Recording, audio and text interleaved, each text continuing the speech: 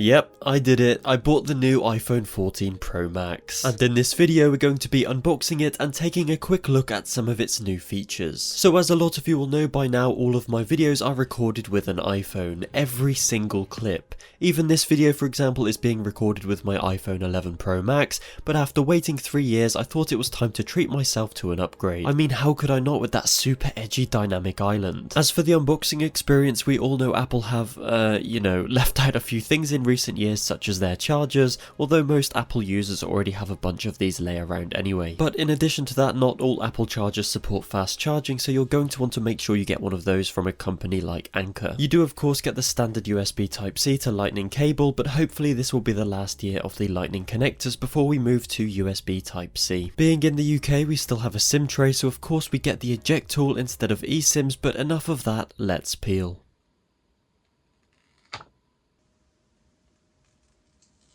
Overall, the unboxing experience for the iPhone 14 Pro Max remains feeling both simplistic and premium, as we've come to expect with Apple's branding. Powering on the device for the first time, I was quickly able to progress through the setup phase, including signing into my Apple ID, setting up Face ID, and of course easily transferring data and apps from previous devices if you wish to do so. I personally like the clean feel of a new phone, so I opted to start fresh and configure my device in a new way with the recent iOS 16 update. Even during the setup process, I could feel the incredibly smooth 120Hz display, which feels like an incredible upgrade over my previous 60Hz 11 Pro Max. Not only that, but the impressive brightness levels of the 14 Pro Max really make the display look stunning from every single angle. As you can tell, I also opted for the silver colour variant, which in reality is more of a white variant with silver accents on the squared off edges, which by the way are ridiculous fingerprint magnets. But I have to say, the phone's fluidity is simply a pleasure to use, not to mention the speed in which apps open and the practically instantaneous response time to any of my user inputs. As for some of the other new features, the 14 Pro lineup now has the always on display, which I'm starting to get used to now,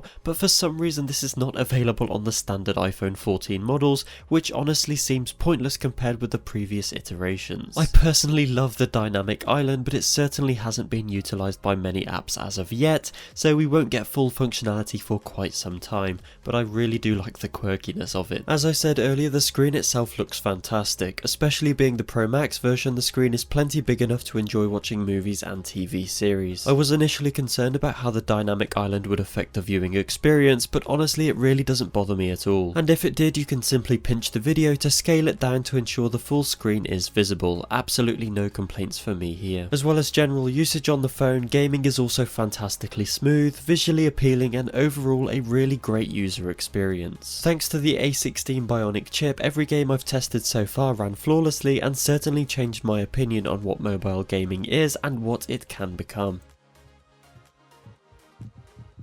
And now for the cameras. Of course there's no need for me to state the obvious, but that camera bump is huge, and as you just saw, it does rattle around a lot if you're using your phone flat on a desk or table. But clearly that's there for a reason. The quality of both the 4K and 60fps video and photos with the various cameras is excellent. The new 48 megapixel main camera allows for some beautiful shots with a visually appealing blurred backdrop thanks to the f1.78 aperture. These are just a few unedited photos I've taken so far with the 14 Pro Max, including a mix of various camera modes such as portrait and macro. Whilst the cameras still lose a lot of quality when you zoom in, they have improved greatly since the release of my previous 11 Pro Max. Most noticeably in the image stabilization department, it's honestly a game changer for recording video and will be my primary source for recording YouTube content for the foreseeable future. And that brings us to the end of my first look at the iPhone 14 Pro Max. If you'd like to see more videos on this pricey flagship, then let me know down in the comments section below. Thank you all so much for taking the time to watch this video. If you enjoyed, please consider leaving a like or subscribing to the channel if you're new. Thanks again, and I hope to see you all in the next video.